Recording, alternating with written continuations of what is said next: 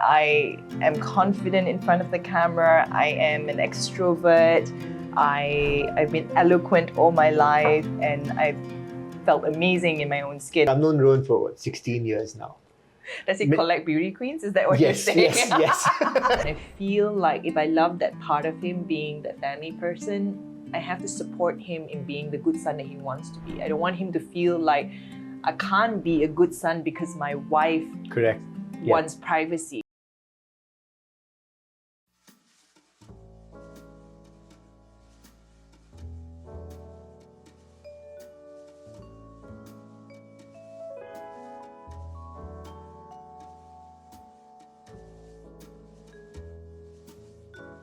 Hello everyone, my name is Sagar and I am here to introduce you to Carey, the former Miss Malaysia, still a beauty queen. You can say that at home.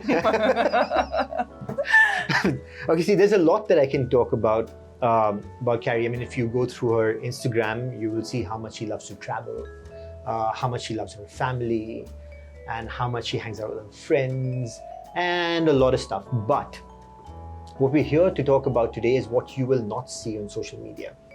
Ooh. What you may not have heard. I'm looking there because her husband's sitting there and he looked up. He's my PR agent. He's like, PR don't say the agent. wrong thing. But yeah. Wait.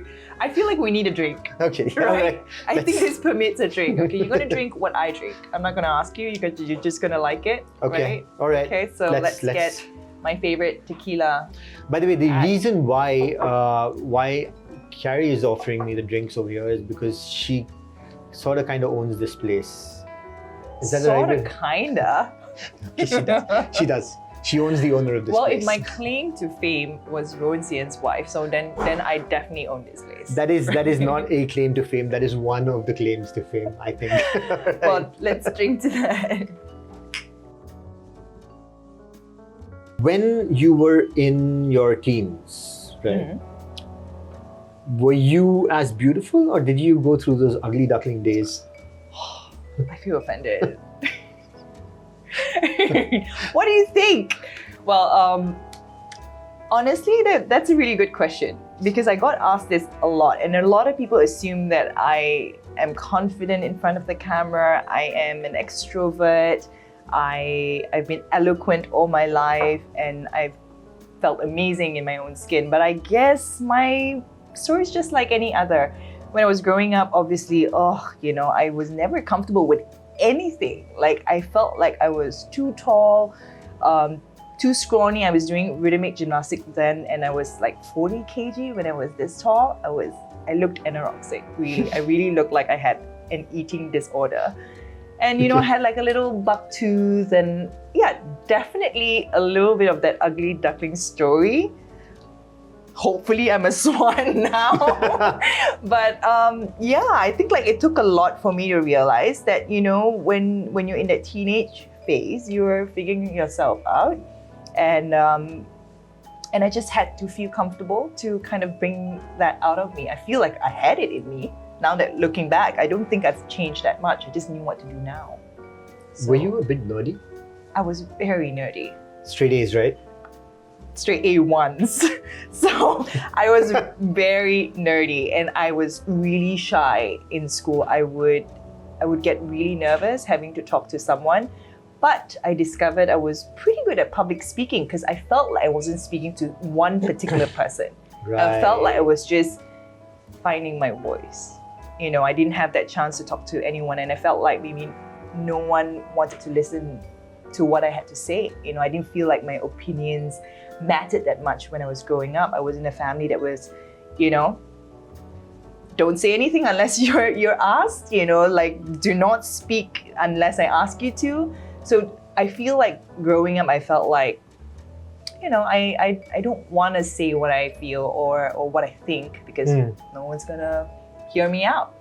And there was just one point in my life that I snapped and like, I got to do something with my life. I can't just be this introverted girl that everyone just overlooks and never notices. And I feel like I've got more to give, and I'm so glad it happened.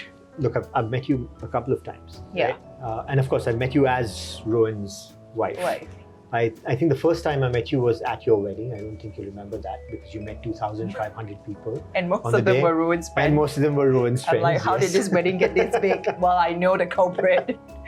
And yeah, I think I remember you saying that your cheeks were hurting. That was about it. Oh my Because god, you it had was to smile. shaking. Right. I felt like for once in my life I knew how politicians felt. Like, you know, when they do their campaign trails and they just have to look the part and just like smile for the camera. Oh my god, my cheeks. I wished I had that muscle work. I worked every part of my body except the cheeks. Except the smiles. So yeah, a good tip for brides this time. I was saying that the look that you have makes you come across otherwise as introverted. Oh yeah? Yeah. Are you introverted actually? I am. Right? Yeah, I am. Would that be like an much. introvert, extrovert, or something like that, or what? I feel like I'm a high functioning introvert. You know, like I switch on and I switch off. And I feel like when I'm in the right mindset, when I'm in a good, you can say mood matters too, you know, when you feel like you're in a good space, you're safe. And when I'm there, I can be very social if I want to. But I think there is definitely a burnout stage, and that happens quite often. I think that's the part where I'm an introvert. I feel like I need to recharge, like that battery bag has to be there. And I need my alone time. And I mean, now being a mom and, you know, things can get overwhelming and I don't really get the alone time. I feel like sometimes I do backtrack on like social stuff. But like prior to this, you know, when I was, you know, more focused on my career and I knew that I had to get myself out there, I think I was way more high functioning and I knew how to like kind of prep myself and say, hey, okay, I'm going out and I'm hosting something, so it's full energy. Yeah. And then I drop back and I you just pull back into your back to your maybe lower than average levels. But I do like kind of like retreating into my own little shell, you know. I'm enjoying that now that I'm older. I think as I mean, I know I'm an extrovert, I'm out and out extrovert. Yeah. But I think as I've gotten older, I see myself as well going into that shell. Inward. Right, because there is that recharge factor, and I think maybe it's a function of age. Maybe I think so. It's definitely contributing to that because there's so much external stress you have. As an adult, no one tells us how hard it is to... No, and we're waiting to become adults, aren't we? I don't want to be a senior now. I'm like, there's no turning back, so the only option is just going forward. Yeah. But tell me, that means, did you know, there are certain kind of people who, I mean, they know that they are beautiful. They know that they're handsome or whatever it is. But when do you realize that you're so beautiful that you can go into a Miss Malaysia contest? Well, that never happened. Then what happened? If you knew the story, that never happened. I think I still have that, people call that imposter syndrome, right? Till now. Like, I question myself, how did I even do it? You know, how did I even bring myself to joining the pageant? Because I was that nerd. And then I got that confidence to, you know, hey, I want to do something about my career. I studied architecture and I had to do presentations every day. I had to be confident in what I do. So I had practice in that sense, but I never really felt like appearance-wise, I was happy with how I looked. I feel like that was really just growing up in a family where you criticize a lot. You know, no one really tells you when you do a good job. But you're definitely told if you did something bad or if you gain weight or you know, and being, I think a large part of my teenage life I was in rhythmic gymnastics for the state. Yeah. And I definitely felt like we were body shamed a lot.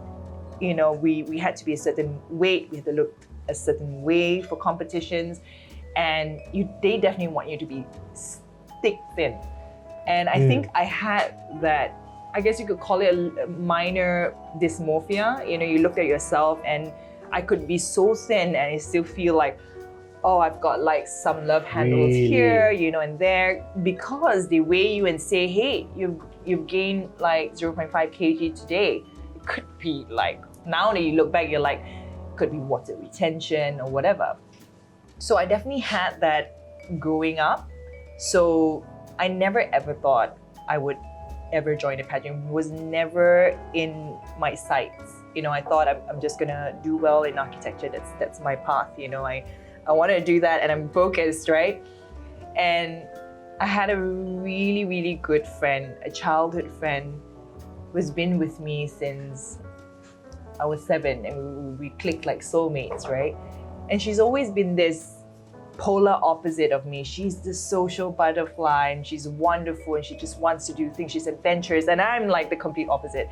But she's done a great job just influencing me to do things that I would never do, and this is one of them.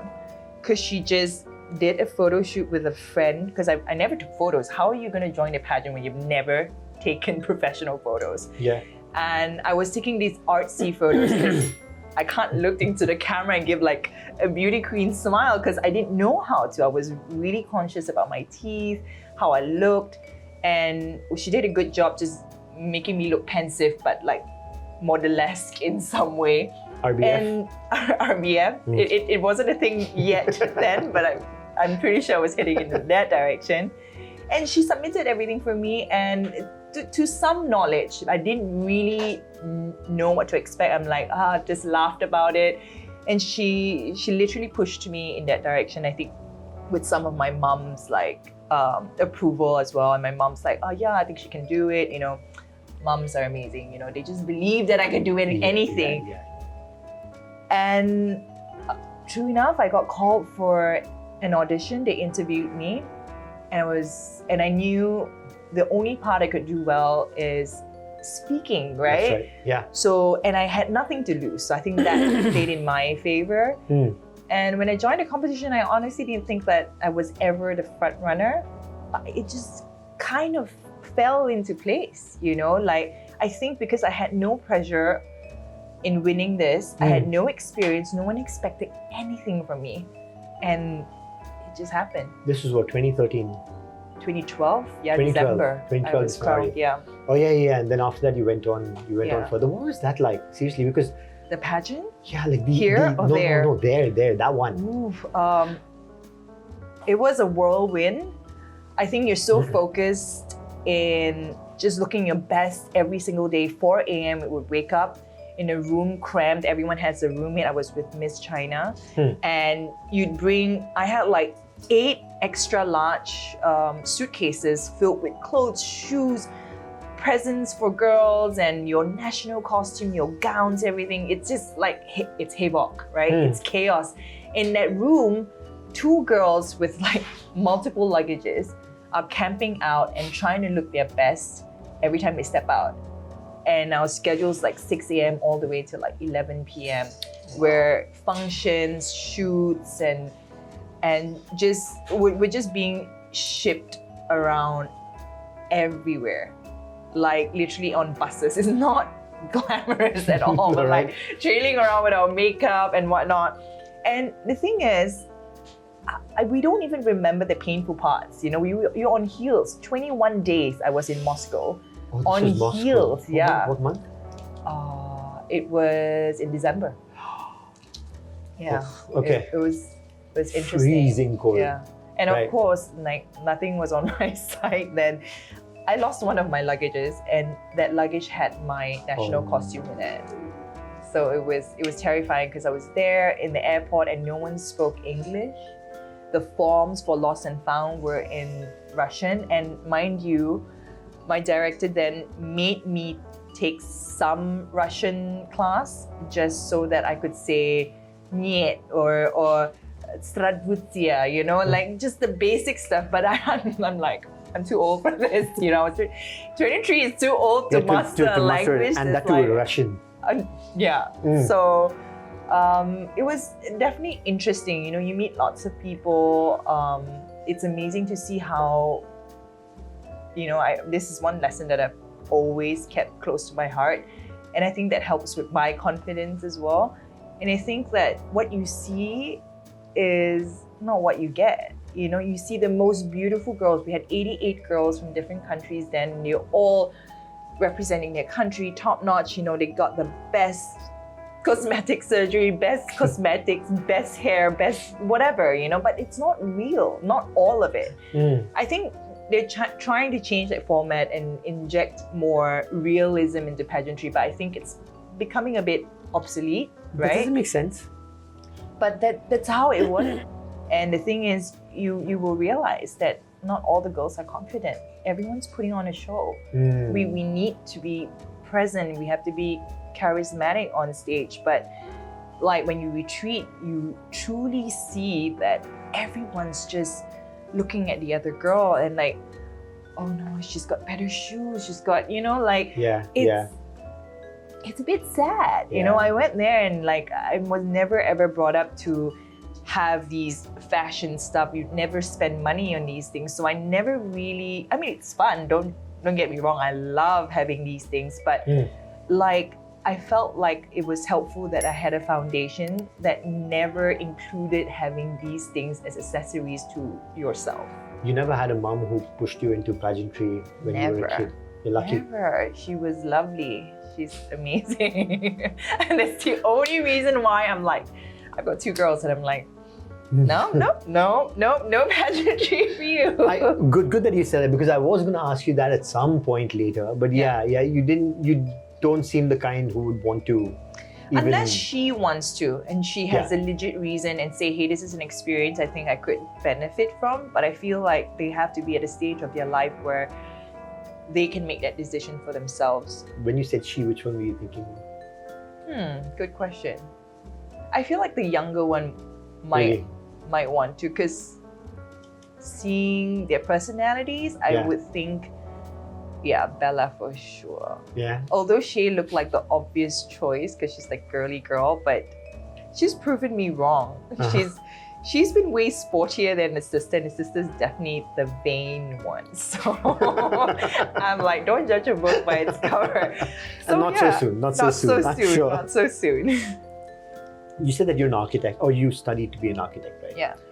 So my dad's an architect, and he's born on the 31st of October, pretty close to yours. Oh, nice. Very, very hardcore Scorpio. Yes.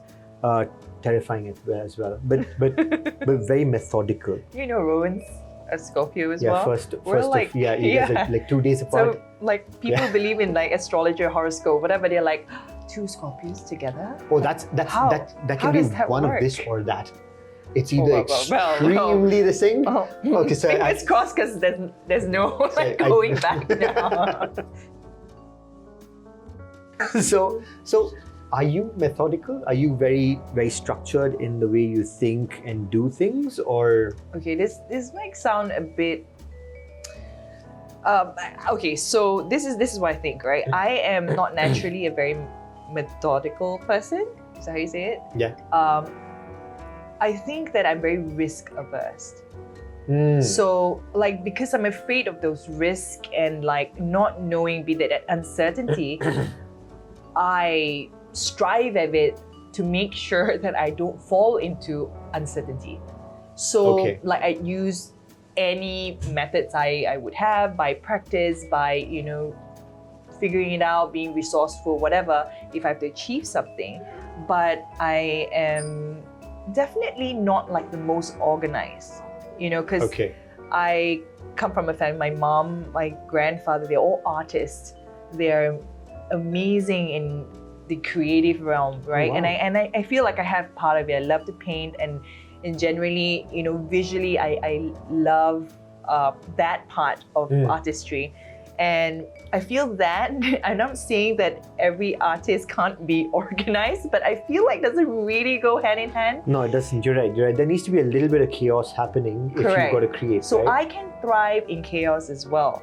But because I think I've been brought up to be pretty risk averse, I think that I'm very calculated in the steps that I take.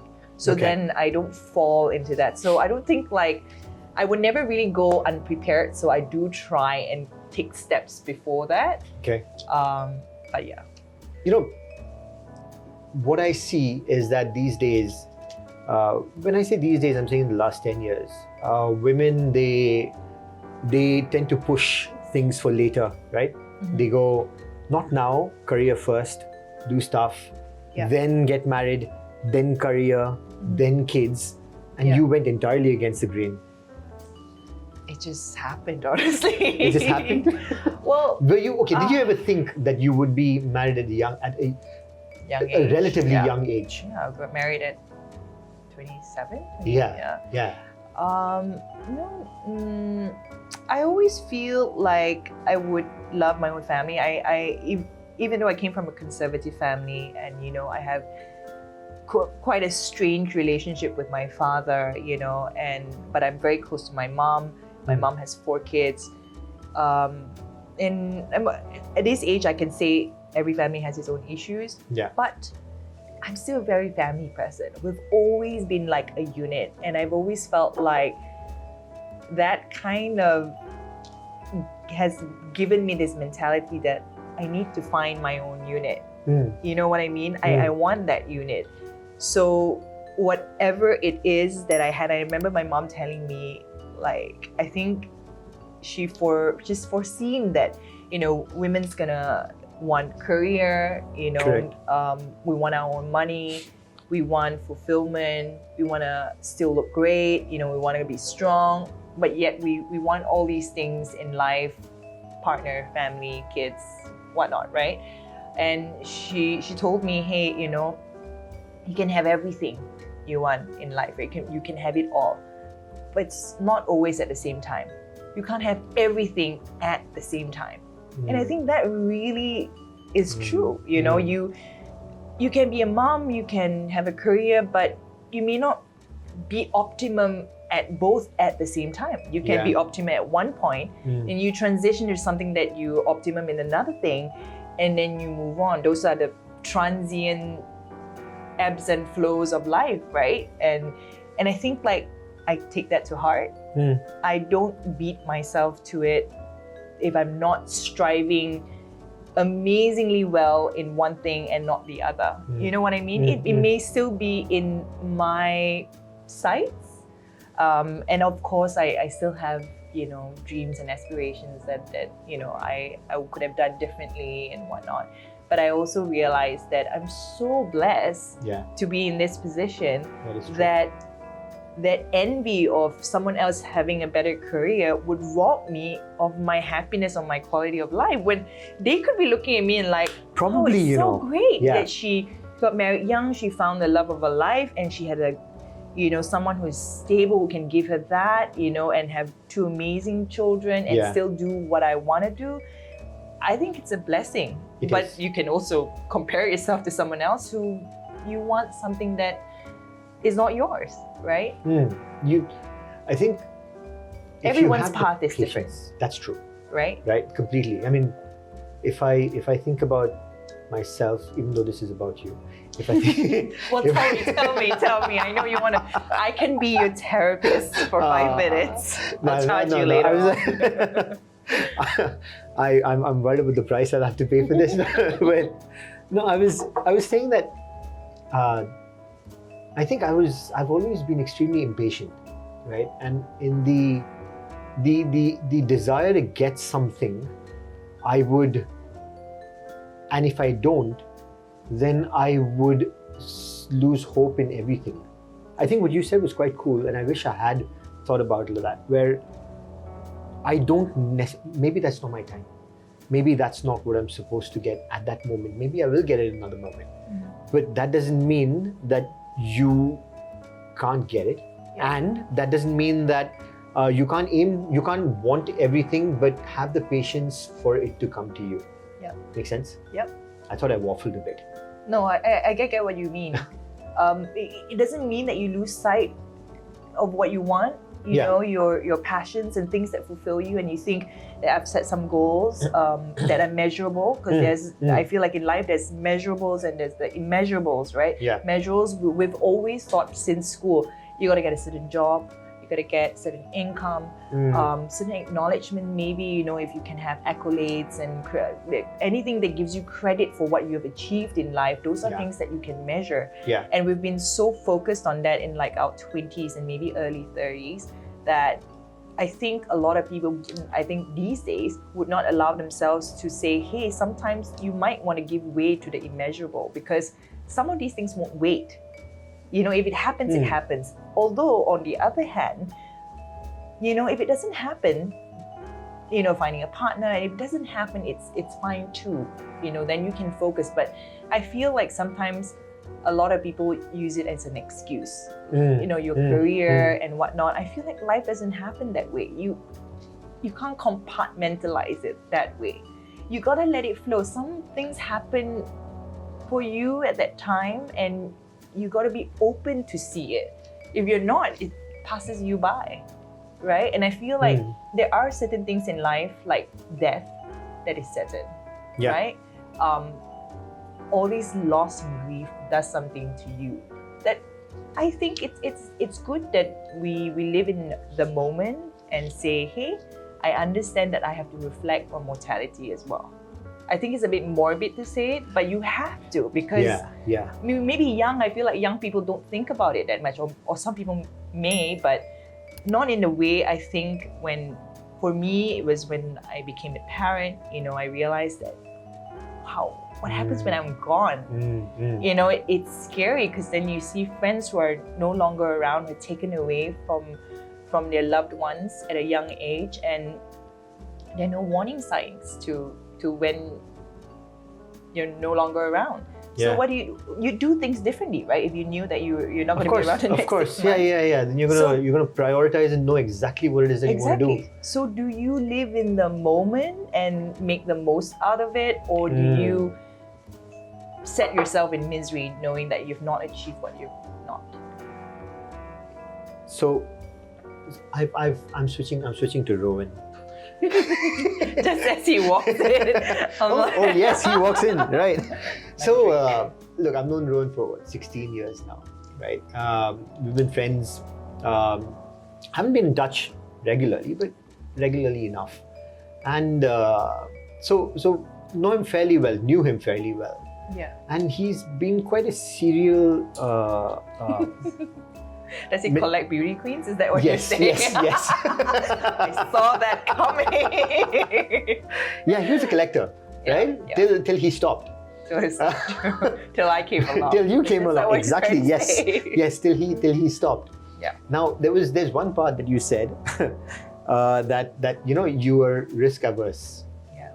Right. He was risky, right? Right. Yeah. I mean, you took honestly, that, didn't you? Everyone warned me against him. It took me a long time, and he would know. Right.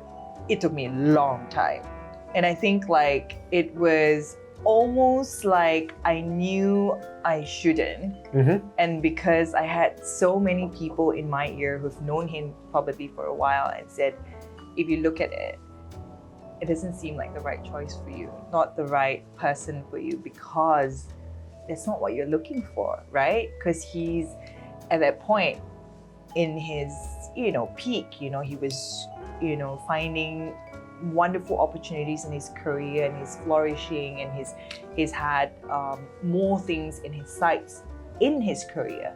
Doesn't look like he would settle down, or his past would probably say, hey, you might be one of those, you might be in one of that strings, and I think what really caught me off guard was just him being he has a side to him that I think not a lot of people see, and it took me a while. I think, and we kept it really hush-hush for like one whole year.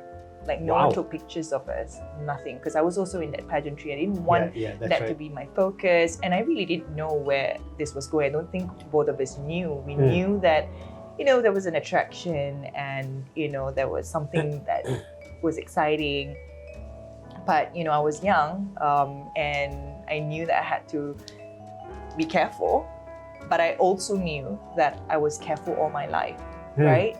And where I was at that point in my life in the pageantry and being Miss Universe Malaysia, was what am I doing here, right? That's like it's already a risky thing that I did. Correct. And something came out of it. And I thought, okay, maybe take this risk. Maybe it's risky, but maybe there might be a reward. But I was very careful for a long time. Everyone was, oh my God. I think we would talk about it and we laugh about it because it's our close friends now, and we're like, remember how you warned me about him? I'm like, if I went with what they said, it would probably not have happened. And I think sometimes maybe you knew in your gut. I don't really know for sure if I knew in my gut, because I think my gut and my brain was telling me, no, bad boy alert. You're gonna be one of those trophies. But he was very persistent, and he's a really, really I think he's one of the best family man I've ever met. Like, despite everything that goes on in his life, I think he drowns with his family. He's really close to his dad. No matter what he does, he takes care of his family. And that's one thing that I was like, how can someone love his family so much and be that to people he loves? So so the trick is, if I do become the person he loves, then he would be that person for me, right? Absolutely. So it's a risk getting there. That first sprint was like, whew, like, it's like, oh, you gotta get through trust, and you gotta get through just getting to know one another. And I think we all have quirks, we're figuring each other out. And priorities, I think priorities were tough. I think initially, and I can't blame him, he was, in that position, and I can't be that priority. He was building his empire. Right. So certain things you gotta sit it out and see where it goes, and some not so much outdoor.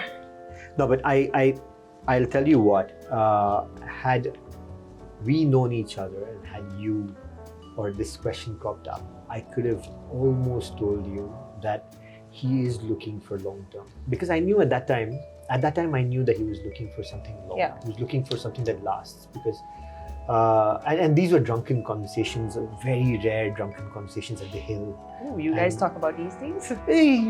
Just when you're drunk, when you're sober, you don't talk about, you're too manly man to talk about that kind of shit, right? See, that's the thing. I feel like manly men, when they drunk, they talk about these things, and it's a complete opposite. If you're like an emotional guy and you drink, you're just like a complete ass, right? Yeah, that is actually very true.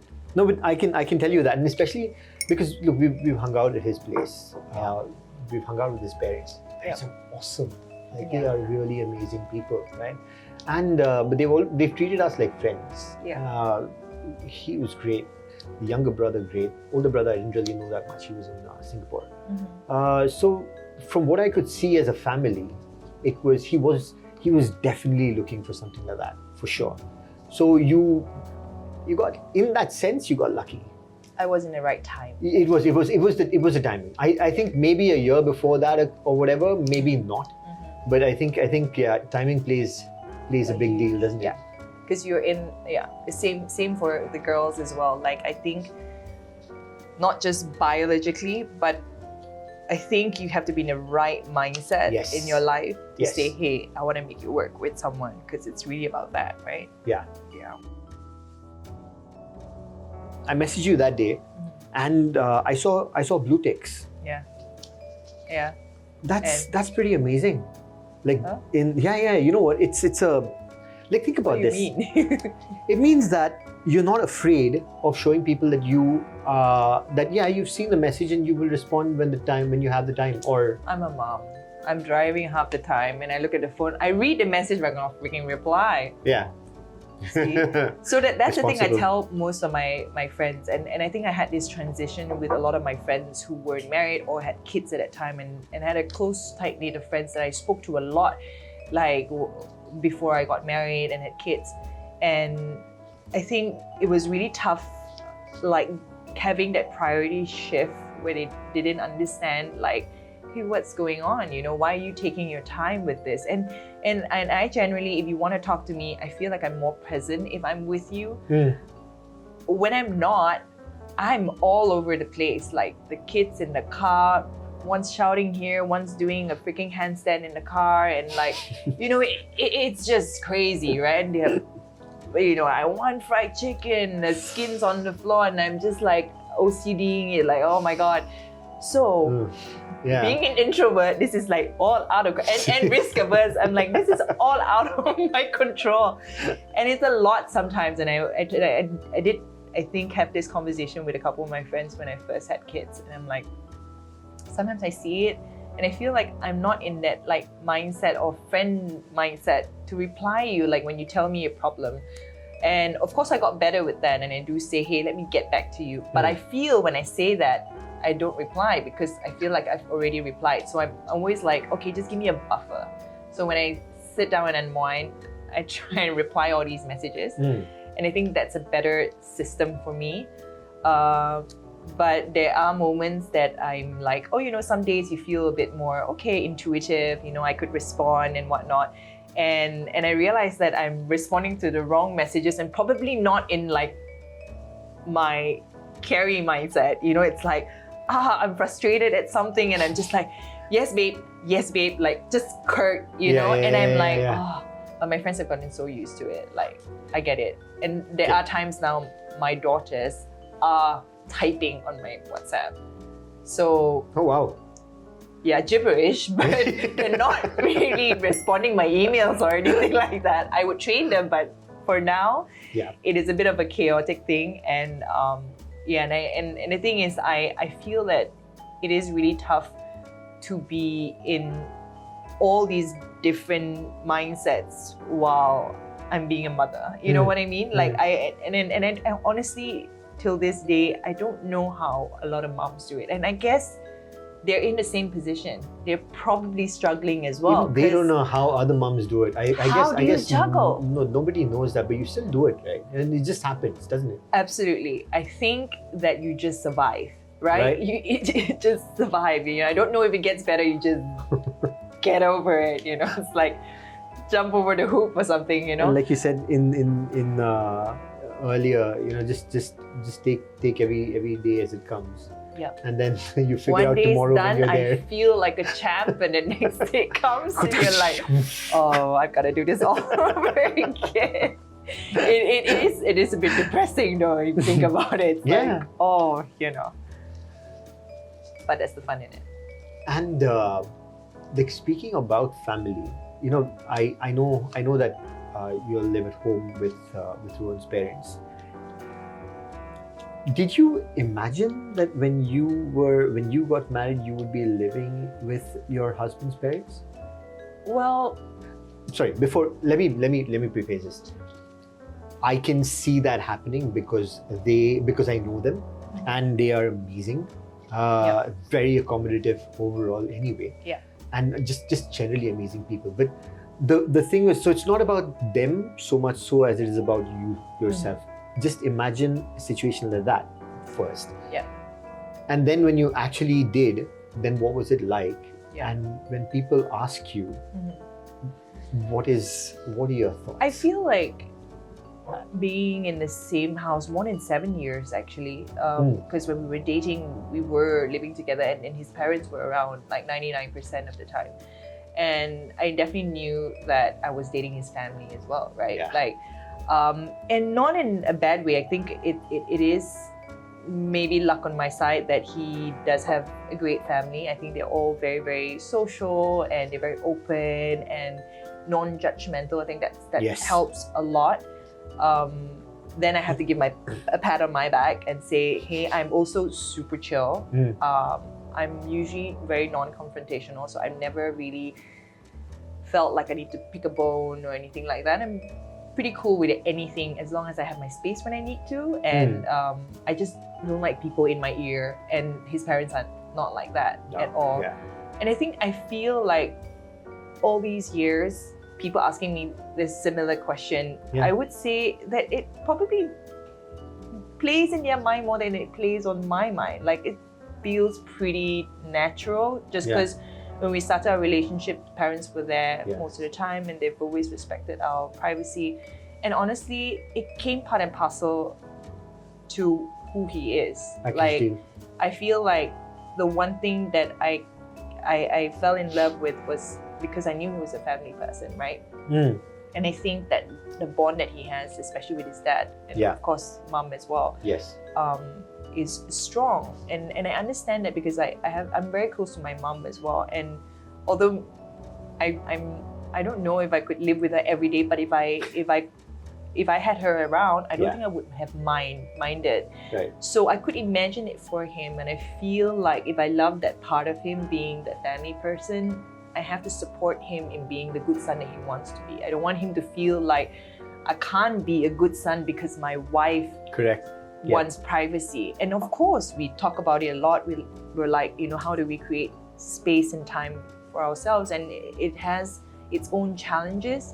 But I think like we're both pretty like cool with stuff like that. We're like, okay, we can kill a few birds with one stone, like be with the kids, be with the family, be with the mom, dad, and just put it all together and everyone's harmonious. Yeah.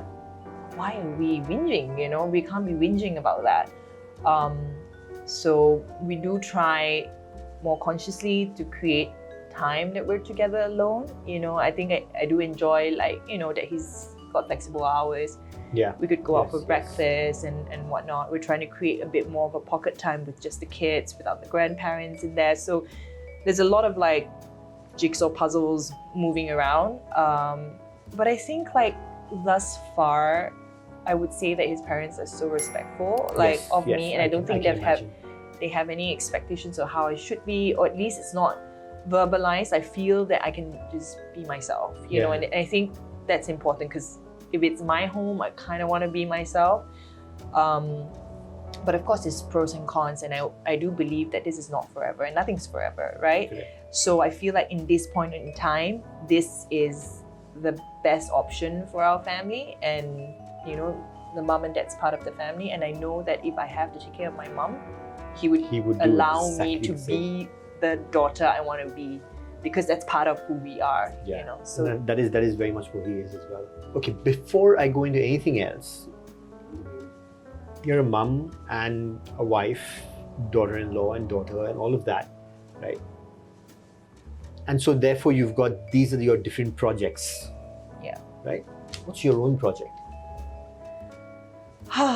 Well, honestly, there were times, I think, once I got married and had kids back to back, I think for the first 3 years of that, it was really tough on me because I felt like a lot of who I was or what I wanted to be slipped through my fingers, because I was also kind of going through a little bit of a transition from, doing the pageantry and whatnot.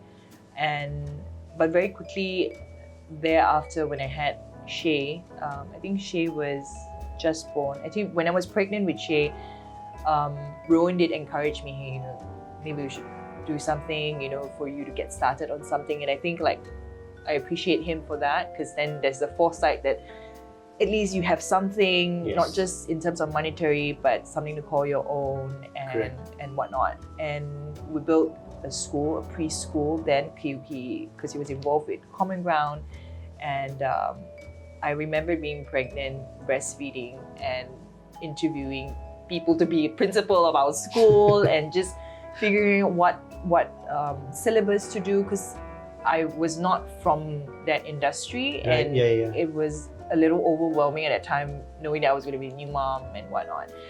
But we pulled that through, and in hindsight now, that has been a blessing. Like even though I think my mom works there in the center, she's the head of center, so bless her for that. She's amazing at it. She's amazing with children and amazing with people. So I think like somehow the universe has aligned, and this was just not my project, it was her project as well, and it became something that she could flourish in. My mom gave up so much, being the mother of 4 children and just being so dedicated and making sure that we had sports, we had this and we had that. And she gave up so much of her life. She was she worked in media actually. She worked with Ogilvy. Oh, really?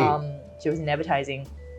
And she's super creative. She's wonderful. That she's got her creativity is just top notch. And I felt like that was really wasted. Although she worked on a lot of projects on us, all our art projects, when I did rhythm gymnastics, she's sewn every single competition pieces from scratch, and she's never learned tailoring ever. Wow. So I feel that that's given her a project as well. And I feel fulfilled that, both Rowan and I could contribute to that, and also supporting her financially in that manner as well. But if you ask me now what's like my personal project, and I feel that, like I said, like I've always loved art, right? And it's something that I've not done in a long time. And I recently just picked up a little bit of painting, and realize how therapeutic it is. And it's been playing in my mind. I know I've been procrastinating a little bit. I've got all these like canvases that I put in my Shopee cart, and I'm like, when am I getting those delivered to me? But I feel that what's pulling me back is I still feel guilty sometimes doing certain things for myself when I have the kids running around, or there's this mom guilt, and it's hard to explain, I guess, if you're not mom. And like when I even host once in a while, one hosting job, and I'm away for like a couple hours, I like try to squeeze in every single minute before I go with them, and go there and I scoot back. I still don't feel like I can be like my child's better without me, for a whole day.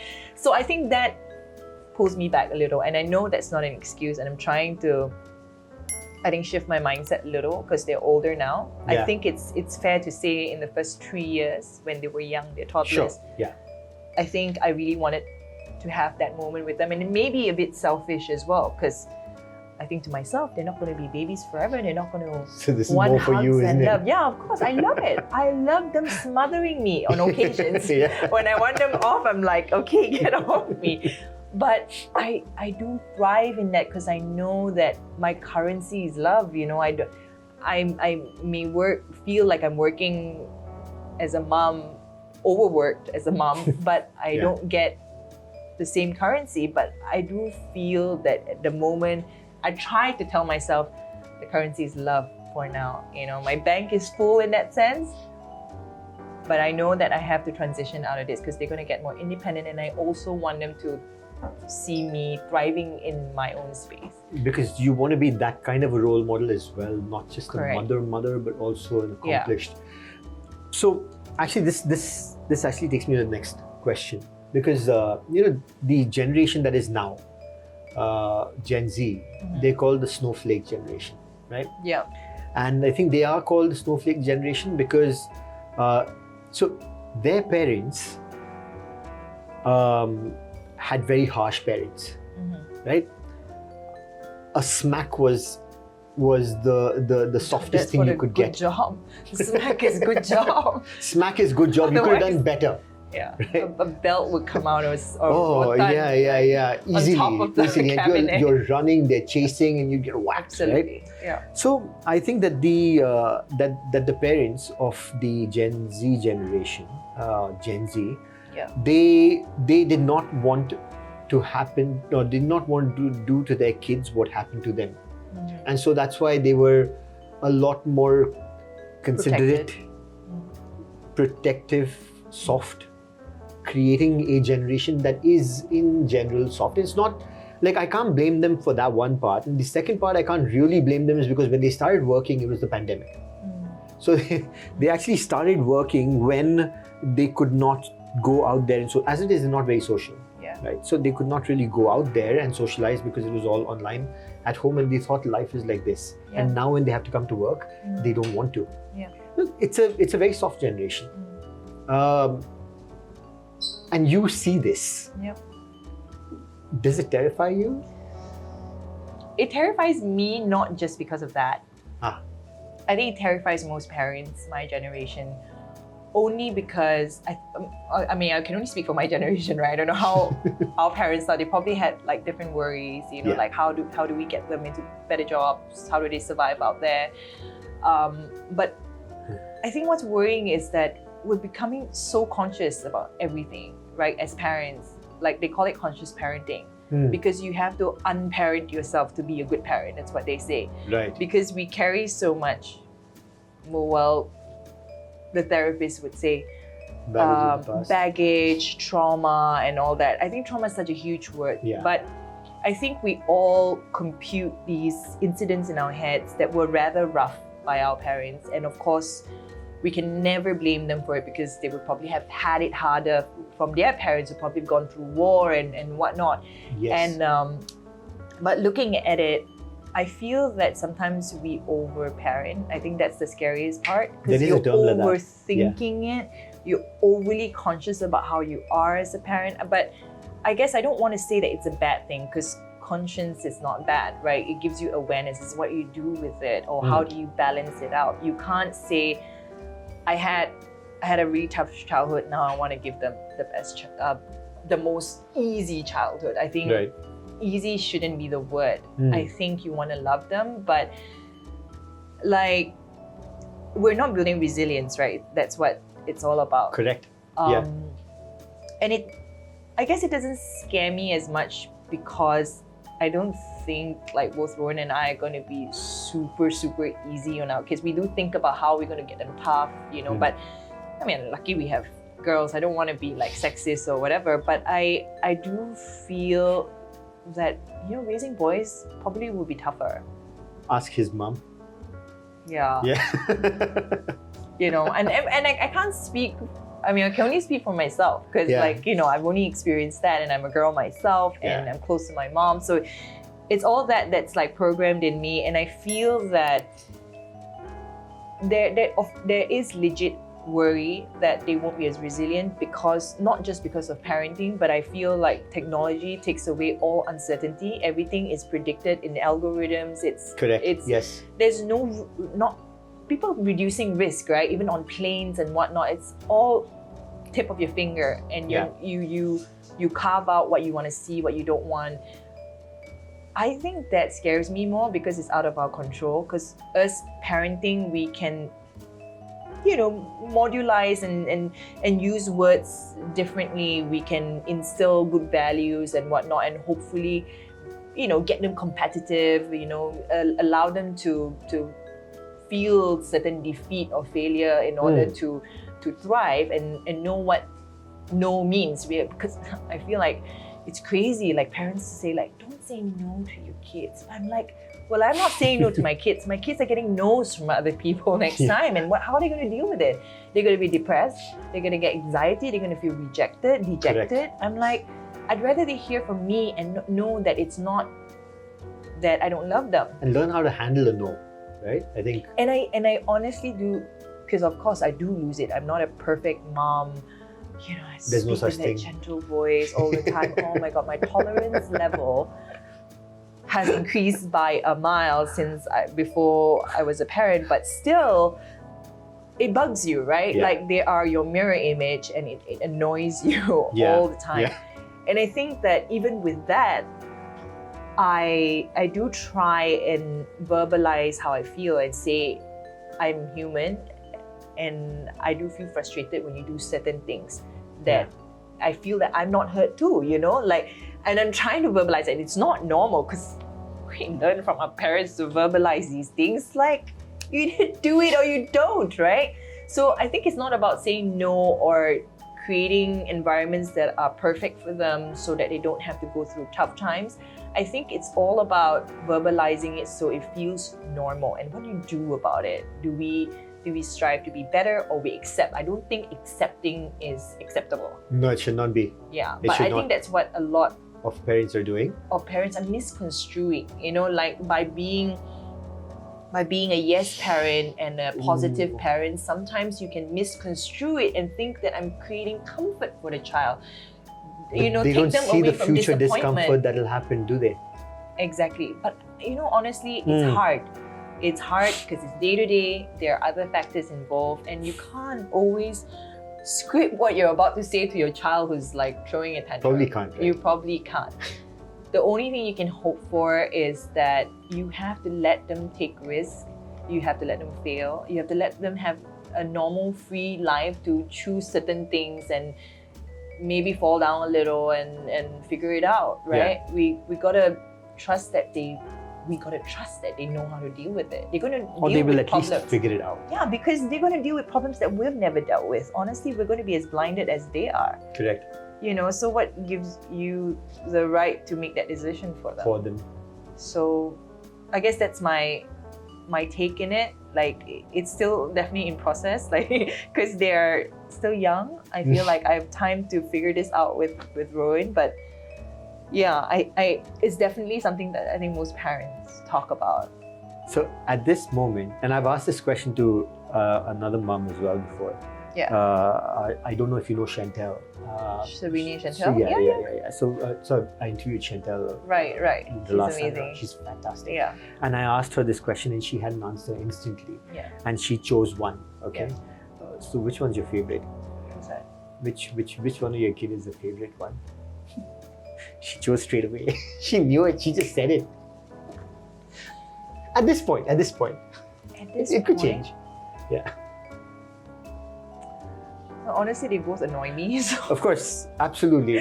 But I don't know. You see, the thing is, I'll tell you why it's so difficult. Because one is exact mirror image of me, one is an exact mirror image of Rowan, and I feel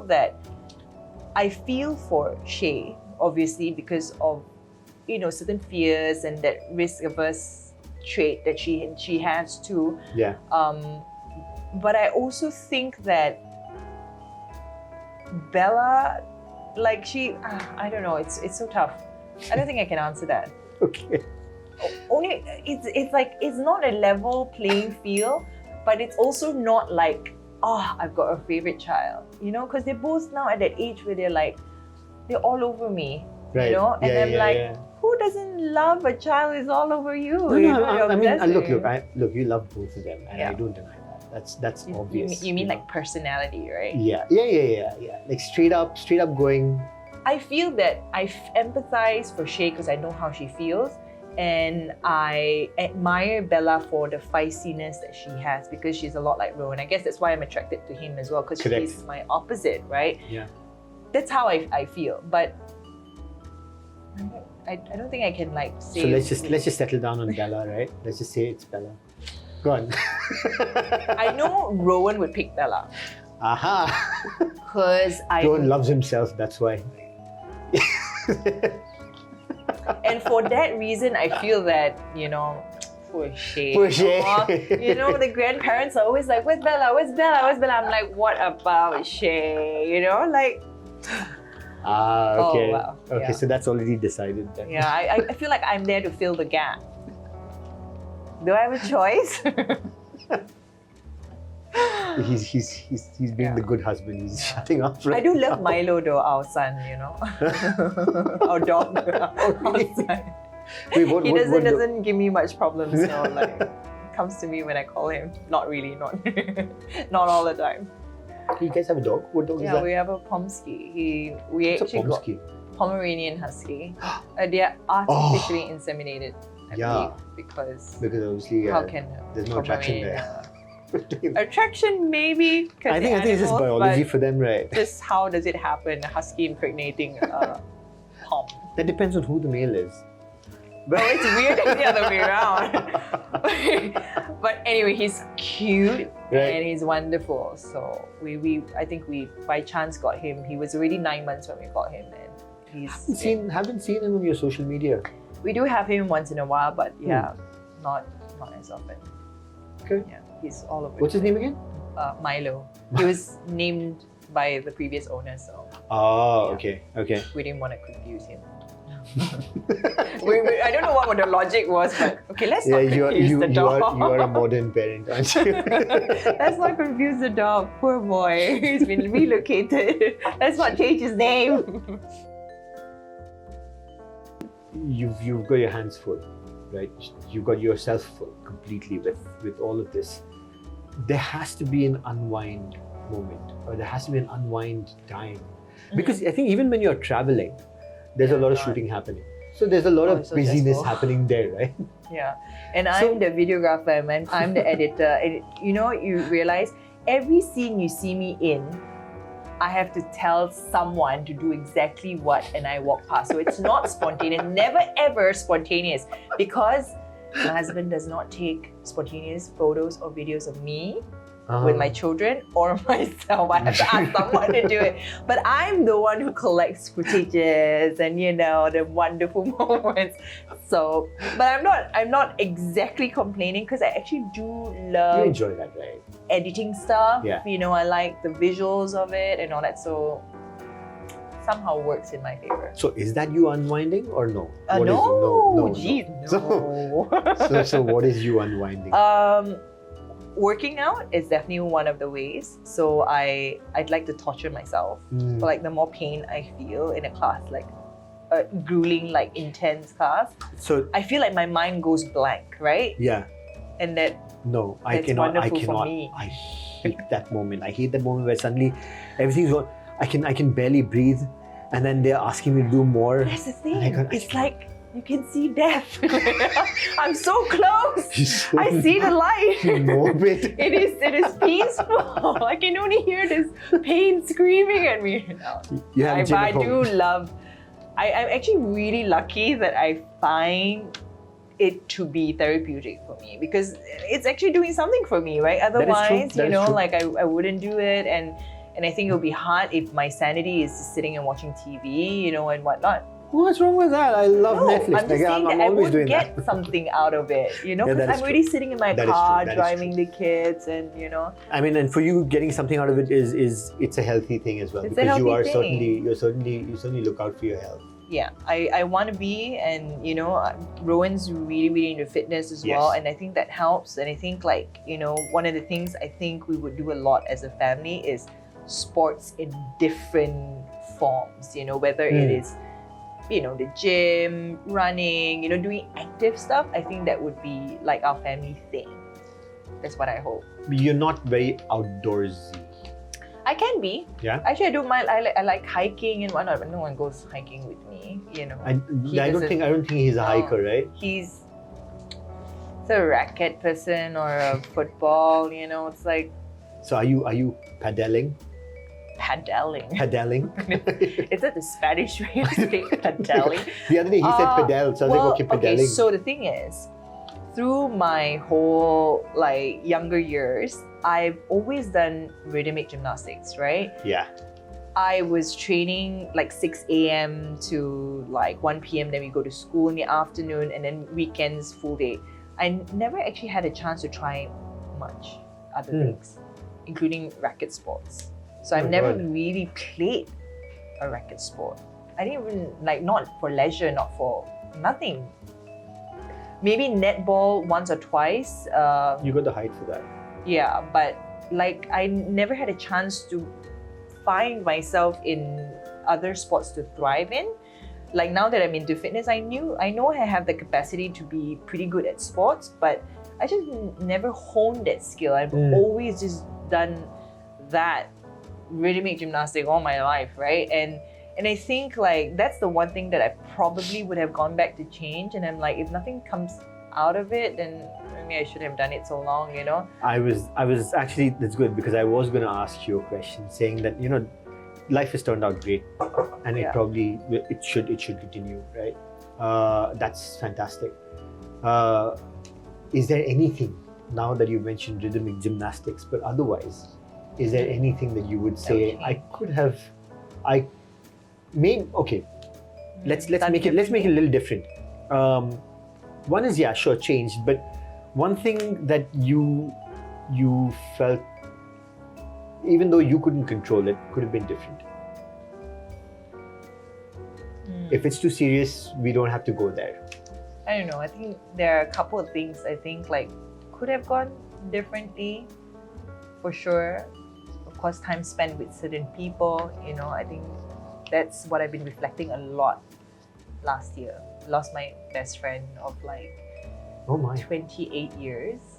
She was like the best friend that I was talking about, and Oh, she no. had a brain aneurysm and she passed like Just like that. 2 days after I met her at Bella's birthday, third birthday. And it was really, really tough for me. And I think that, and I did like ponder a lot on it only because, you know, our life went very differently. You know, I got married, had kids and whatnot. And Yeah. and she was finding herself, and she had many losses in that year as well in her family, and she was dealing with a lot.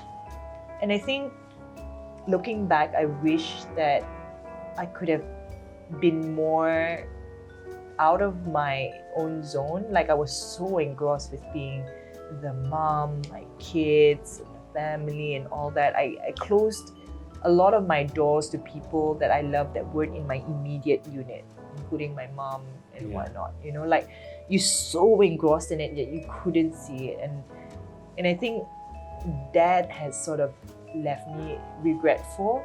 You know, like I can't turn back time, and I knew that if someone would have told me like, hey, you know, like, oh, you know, life is short, something's gonna happen.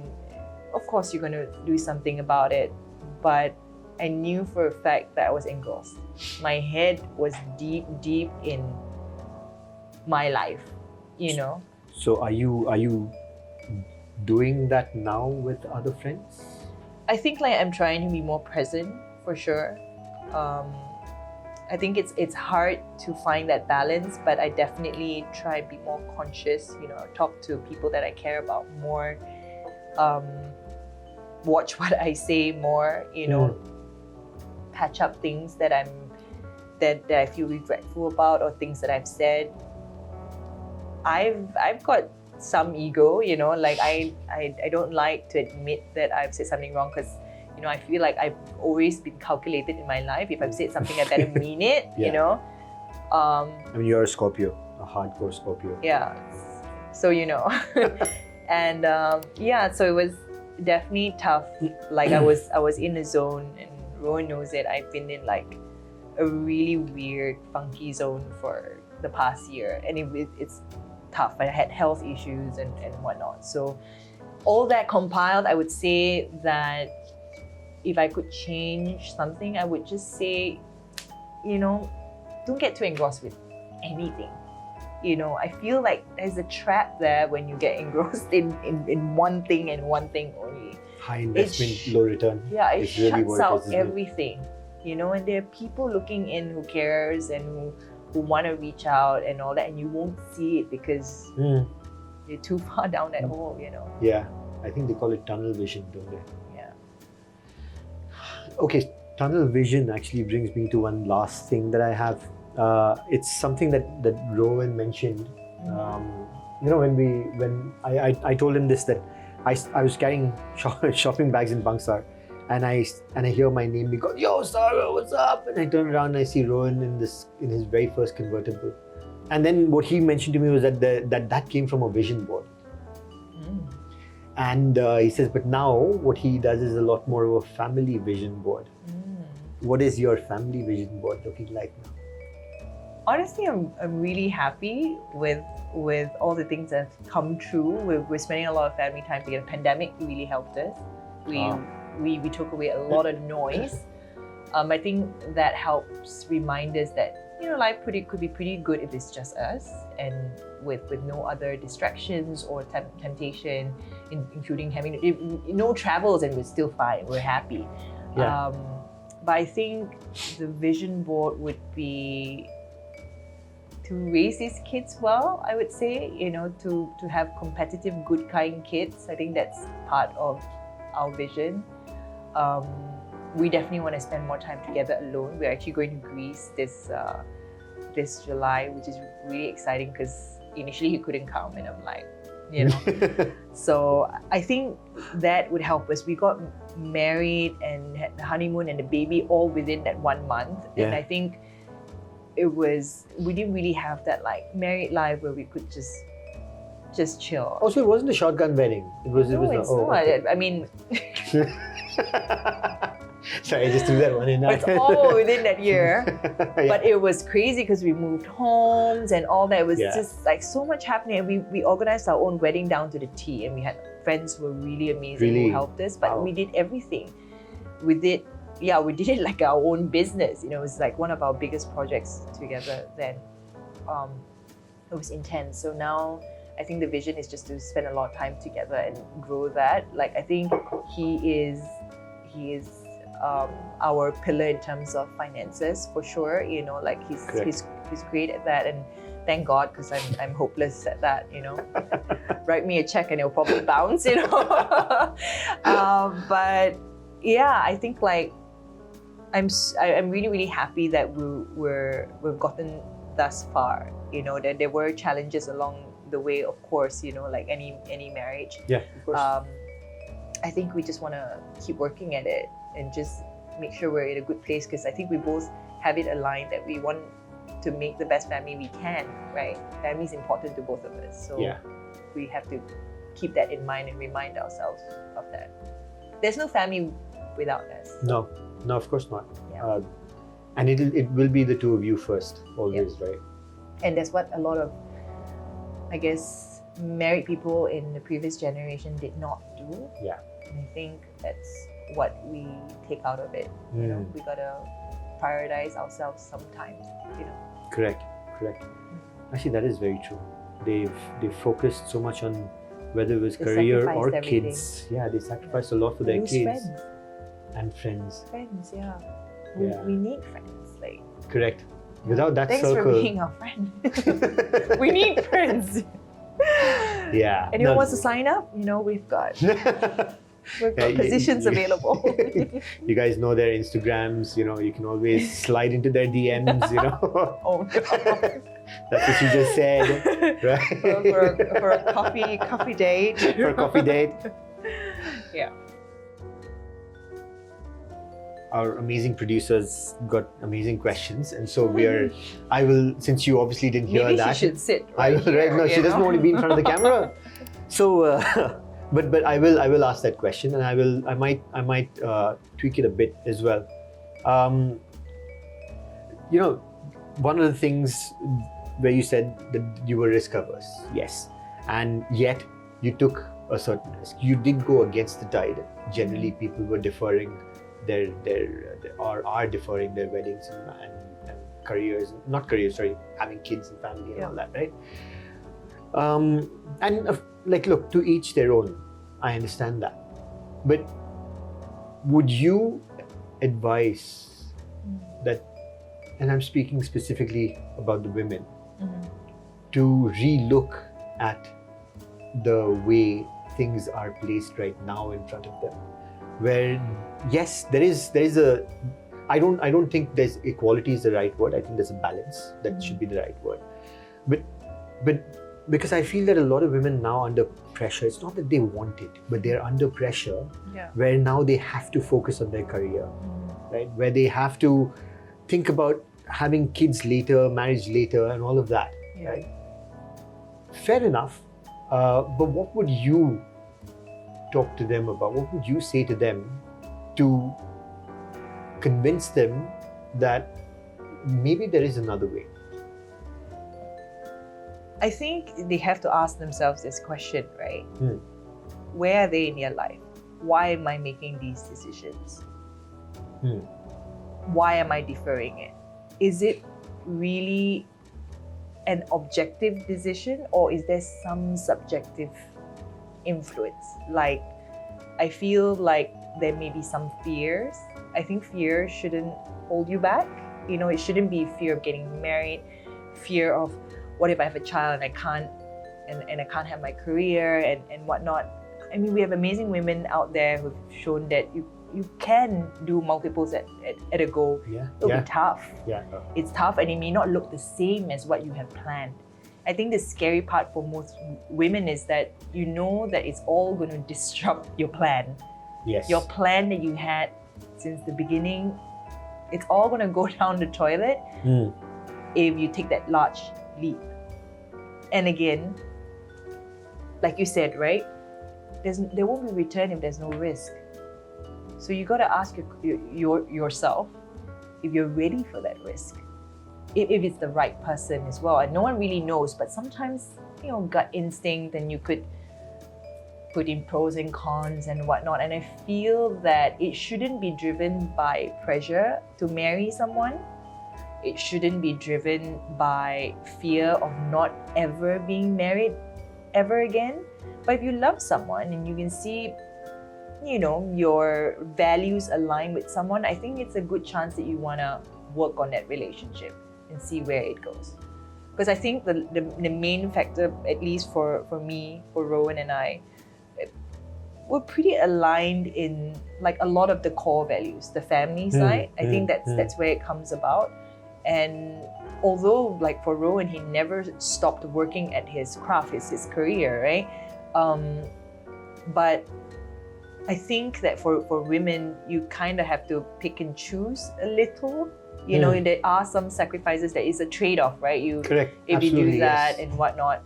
And I think like you can't pre-plan too much of it. And I think don't let the fear of disrupting your plan, you know, hinder you from that.